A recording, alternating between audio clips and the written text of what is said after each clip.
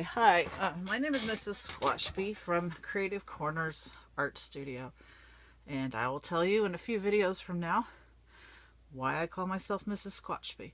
But for right now, this is a picture I took of my cat Pumpkin. I call him Punk, and I printed it out black and white 8x10 on my printer. I always like to start with black and white. And this is for beginners or intermediate artists, adults or teenager, maybe even 4th or 5th grade. This is if you want to focus on painting and not so much on drawing. I usually take a piece of charcoal and then I turn this over and I just coat the back with charcoal. I'm going to do this really fast to show you how to do this. I'd probably take a little bit more time. I was a art and music teacher for a few years, K through 5, and I've been drawing my whole life, but I really didn't get good at it till college, and I'm still in college actually, even though I'm an older college student, and I'm learning how to paint currently. So as you can see, I kind of went this way and then I went this way. I just want to get a lot of charcoal on there so that the back is completely covered. Got a mess on my hands now. And then you get your canvas. I got a little 8x10 canvas, probably $3 or $4 at Michael's or Walmart. I like to buy them on sale when they come in packs. And then you're just going to place this over your 8x10 canvas. I think I want it right about, let's see, I want more of the top showing than the bottom. So I'm going to place it right about there. Now you can cut this off and tape this onto the canvas. I'm not going to do that. I don't find that I need to. And you're just going to trace all the dark and lights and everything that you see. So, for instance, this pencil's broken. I'm going to trace around his eye.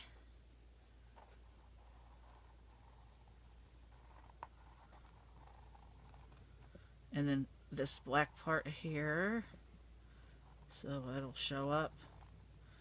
The harder you push, the better off you'll be. I'm tracing this white part, this little white section in here, this little white dot. This pencil is broken. Let me get another one. Okay, here's one that's hopefully not broken.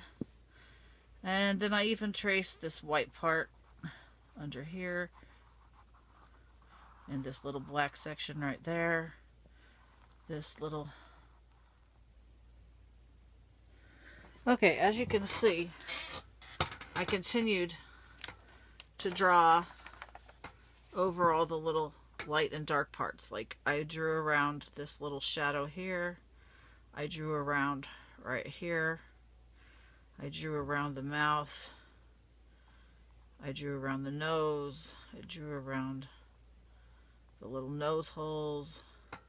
I even did like the darker parts of the fur, the lighter parts of the fur. Over here there's a white part that you can outline, and this black part here. And then I did the necks, and I did like this little furry part right around here. And you can make it as detailed or least detailed as you want. If you want to just do the basic outline and not do all the darks and lights, you can. Or if you're trying to challenge yourself, you can try to get all the little nuances and all the little pieces of that part's darker, and this part right here is a medium part, and this part's a little lighter. You can get as detailed or as general as you want. And I don't do the whiskers because that is hard. I do that last. Anyway, when you get done, then you take it off. And what I was going to say, but then my video shut off, was if you have spray fixative, you can, which is like a can of hairspray stuff, you can spray it on there and then the charcoal will stick. But if you don't have spray fixative, what I do is I come back with my pencil and I go back over all these lines with the pencil, because the pencil won't come off. I'm pushing pretty hard. And I'm just going over these lines so that I don't lose them. Make sure you get all of them. But let's give you an example right here where the nose is. And then I'll turn it off and finish it before we move on.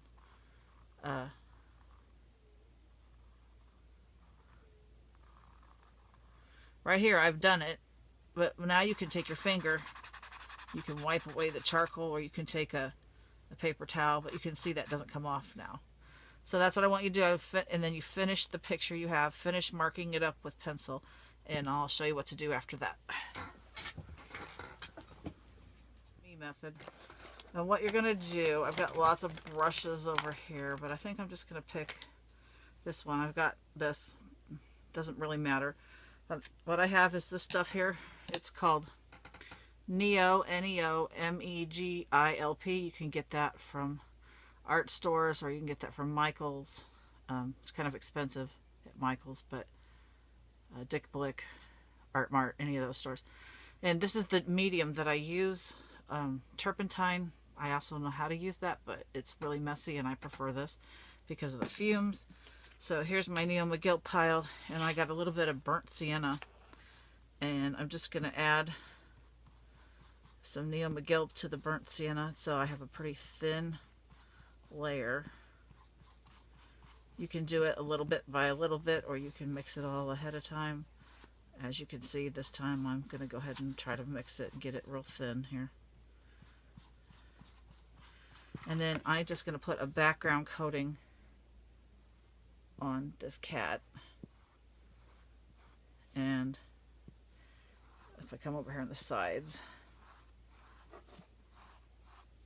and when you first put the first coat on, the material is eating up your first layer. And so it's kind of rough, it's kind of hard to put on. But I'm kind of artist who likes to hurry and get things done. So see how it doesn't come on real easy. It's something that takes some time. I'm going to thin it out even more for across the face, because I don't want the lines to completely disappear. I want to be able to see my pencil marks. Some people put the layer of whatever background color, burnt umber or burnt sienna that you're doing, or some yellowish green color. Some people put that on first and then draw their drawing on, but I find then I can't see the lines at all. I guess because I'm getting older and I can't tell. Like I said, this isn't super pretty, but I'm trying to just get some color on here. And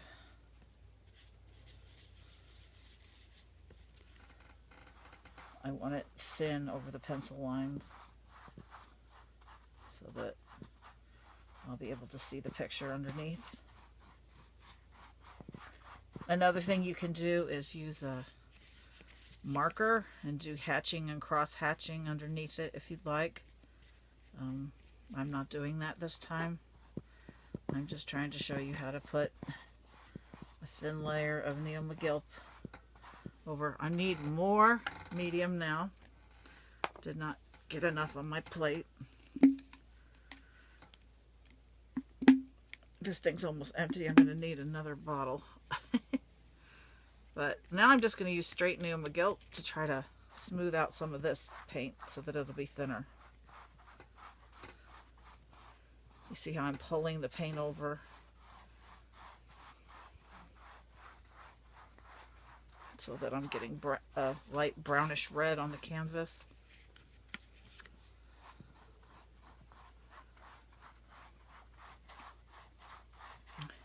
That's why I did the sides instead of over the face first, because I knew that I wanted to pull paint.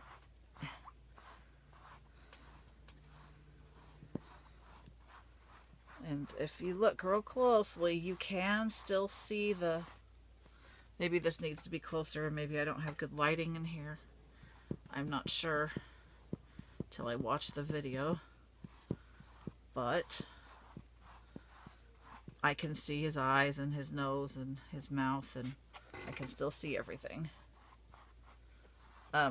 Another thing that I do once I get this smoothed out the way I like it. Oh, and the Neo McGilt gel medium that I'm using, it makes it dry faster. So not as fast as acrylics or anything like that, but it helps you. And I am not being careful about how much NeoMeGelp I'm using for this first layer, because I know that I want to smooth and rub paint around and stuff. But when you actually paint with NeoMeGelp, you want to use no more than 50% NeoMeGelp to your paint. So equal parts paint and NeoMeGelp or less. You don't want to go over that. Right now, I'm just trying to get the color evened out. So I'm using lots of NeoMeGelp to pull my paint so that I can see everything underneath. And it doesn't really matter because this is an undercoat and it's going to shine through, or just change the colors a little bit. If you use burnt umber and then put colors over the top of it, it's going to look different than if you put burnt sienna underneath, or if you put a yellowish green. It changes the colors. It changes the colors that shine through. It depends on how see-through it is. But I'm pretty happy with the way my face looks. There's some stuff here I want off. Wipe off my brush now. See if I can pull some of that off there. So this is pretty thin layer. But you can see how we used charcoal on the back of the picture, and I always print it out in black and white first, so I'm not ruining nice colored pictures. And get that smoothed out. You can do it darker if you want, or if you put pen under there, you can make it a lot darker. And then the next thing I would do, which I'm not going to make you watch on camera, but I would paint the sides, because I don't have the money for frames a lot of times. And in an art show, if you have the sides painted, they'll let you put it in. They just don't want to see that white on sides. If you don't want to paint your sides, then you have to get a frame, a drop-in frame for it. But I paint my sides now too. So I'm going to paint all 4 sides, and I'm going to let this dry. It could be dry by tonight or maybe tomorrow, and then I'll show you what to do next.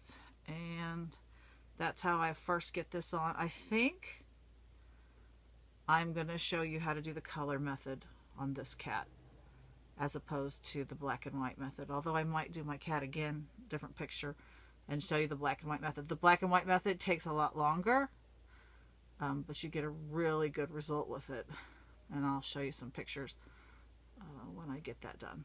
But right now, pick a picture that's your favorite, print it out, get yourself a canvas, put charcoal on the back, nice and thick, put the painting over top of your canvas, use a pencil and draw it on, move the picture, and then retrace with pencil, or get spray fixative and spray it so that the charcoal stays on. NeoMeGelp and burnt sienna or burnt umber, whatever background color you like. Get it spread out over the drawing so it's thin, but so you can get a coating on the canvas and still see the pencil marks. Now, real painters, and I am a real painter, you can also look at the picture and draw it on there. I'm trying to show a method for people who are kind of beginners, and it takes them so long to get the drawing on there that it frustrates them, and then they're like, oh, the proportions are off, and then they give up. This is for if you just want to concentrate on becoming better at painting. And I think there's something to be said for, if you're tracing, you're learning. Even though you're not doing it, you're learning. Oh, their eyes are about this big, and the nose is about that far, and you're learning even if you're tracing. And the more you trace, the better you get at actually drawing too. Although I usually pick at least one painting to do by just looking and drawing it with a pencil, and then I do some, because I'm trying to get a lot of paintings out so I can sell them. Some I trace just to get it on there, and then I concentrate on the painting process. I hope you'd have enjoyed this. My next video will be about putting the color on my cat Punk hair, but this is how to get started. Okay, thanks.